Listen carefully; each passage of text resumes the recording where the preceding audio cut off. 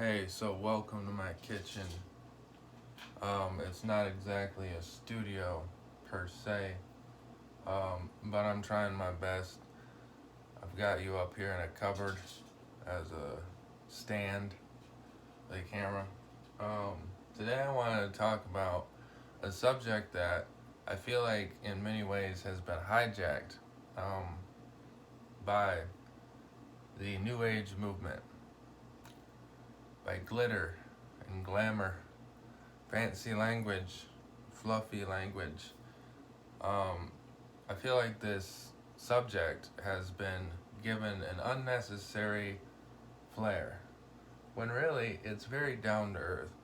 Um, the ego. We hear a lot about, or at least I do, people who look at this stuff hear a lot about, the ego, this, consciousness, that, higher levels of consciousness, like all this like flowery Deepak Chopra type of language, which is fine, but in my opinion, um, it's a little too airy. Um, it's not concrete enough. I felt like there's kind of reading through the material and watching the videos and stuff. I just felt like there's a kind of missing ingredient. There's kind of like all this stuff sounds nice about like the power of manifestation and you know what I'm saying, like the secret type of stuff, like kind of fluffy, angelic oracles, like that very crystal new agey unicorn shit. That's what I'm talking about. And that pretty much the subject of the ego as a result, I think, of Eastern philosophies, which are predate much of civilization, being brought in or imported from Asia, and then giving this sort of kind of like how Taco Bell is an Americanized Mexican food. It's not real Mexican. I mean, they got, for Christ's sake, they have ground beef and flour tortillas and loads of sauerkraut. I mean, it's not real authentic Mexican food. It's a wannabe Mexican food. In the same way, I think the way that these Eastern philosophies have sort of been poured in over the age of the hippies and then on through, up to the modern day, it's developed this sort of glamour, um, which can be confusing. So, a big subject in these philosophies is always the ego and what the ego is. So I thought I'd try to put my own interpretive spin on what I think ego is, what I would describe ego as. Um, to put it very simply, if we're looking at the duality of God, El and as I've mentioned in previous videos, if you don't know what I'm talking about, I would highly recommend going to my previous videos where I talk about God and the duality of God, the feminine, masculine, the two sides of God, El and But basically, the ego, the human ego, the concept of self, of me, is a failure inside to reconcile the two parts of God. It's a failure inside to reconcile the yin and the yang, if you want to look at it that way. And from the failure of this reconciliation, there's a void, there's a space between the redemption of God. Like, between that, it's void, it's a space. And that is where the ego comes from. The ego is an illusion. This world as a whole could be said to be riddled with illusion, meaning if you define an illusion by something that is not what it appears to be, then hell, this world is an illusion. But within our own selves, our own world, we could call our ego, our self-conception. That's kind of our inner world. That too is an illusion. And in fact, it's an illusion that is a result of the illusion we actually live in, which is this. So ego is this space between the unreconciled parts of God within us. Okay? God within us, the Creator within us, is unreconciled. In that space between them, that distance, is where the ego comes out of. That's the spring of the ego. So ego in this sense is like an inner schism. It's an inner separation. We are not ourselves.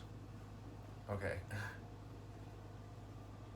We are ourselves. For the sake of material existence, for the sake of material propagation, we are ourselves, okay? Like, sure. But the truth of the matter is, the deeper truth is that we aren't ourselves. There is no self. There is no ego. Why is that important? Because it's through the ego that maliciousness comes. Every crime, every evil experienced in the human condition, mother is the ego. It is birthed by this schism within. Every imaginable evil is birthed from this schism, from this separation, from this unreconciled separation within. So the antidote to that naturally, or the antithesis to that process, is the gradual elimination of the ego, the gradual disillusionment from within. And that is what essentially practicing religion means. To gradually become disillusioned. I wrote on this board, it's more for me. Like you can't even really see it. But ego, in other words, is just a failure to come to reconciliation. Now, what creates reconciliation? I'll tell you this. The English word love is very cliche, very overused, in my opinion. Common. Love is the only thing, though, I can really think of to apply it to. The actual meaning of the principle doesn't translate very nicely into human language. So, love, okay, we could say love. Love means the reconciliation of God. When we see acts of love, when we feel love, when we share love, when we act lovingly, we are actually experiencing within ourselves that reconciliation, that coming together, that reunion of El and Ah, of the two parts of God. We're actually experiencing that through love, what we call love.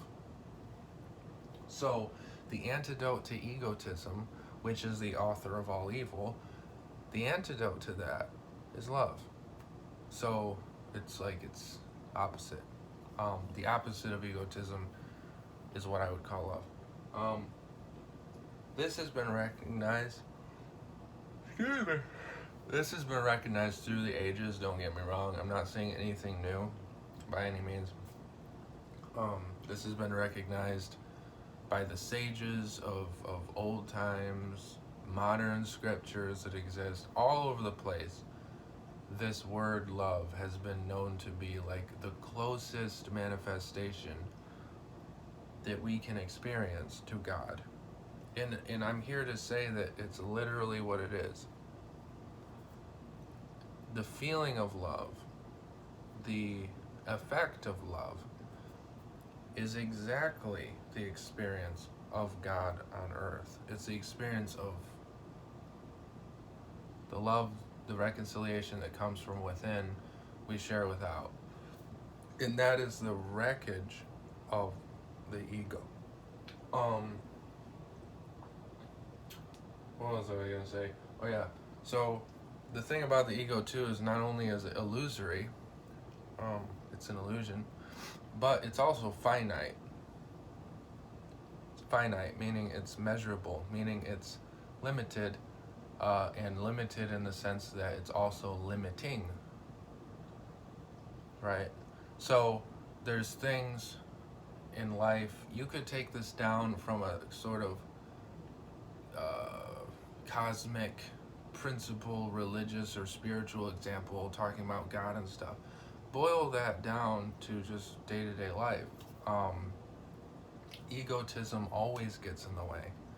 Egotism results in argument. It results in friction between people. It results in how many heartbreaks, how many breakups, results in how many crimes. I mean, you can go on. And all of this as an origin, as a root, is the ego. But that's the thing, is that's egotism's function, is to limit. It's to limit what could be. Love, on the other hand, love and where love comes from, which is God, is infinite. It's infinite. It doesn't have a limit. If you draw from the pool of love, if you can imagine, you draw from the pool of love, it's as if nothing were drawn from it. Now, where does this come from? The infinite nature of God is where it comes from. Because that very process of reconciliation, of love, that very process of coming together, is what produces, what has produced creation. So this is kind of a stretch, okay? And I realize that I'm beginning to sound like those New Age guru people, but I'm really trying to decompress down.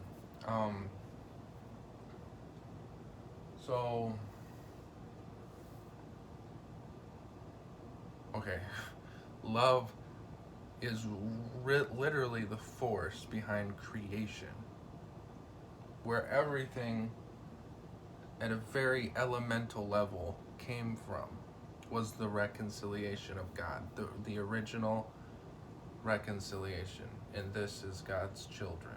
Like, this creation is, and everything in it is the children of those parents, if you could imagine that. The parents, El and Ah, they come together and they produce their offspring, which is us, which is the universe, which is the earth, the sun, every star. That's this, what we're recording on now, everything. This kitchen, the granite, everything.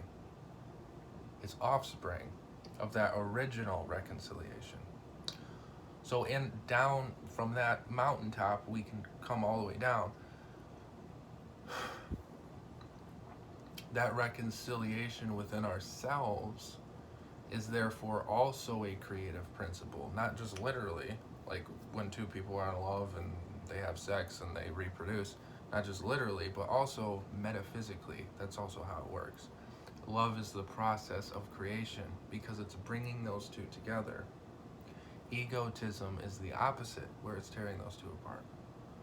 And that is why it's something, the ego is something that needs to be moderated. That's something, why moderation is necessary to begin with.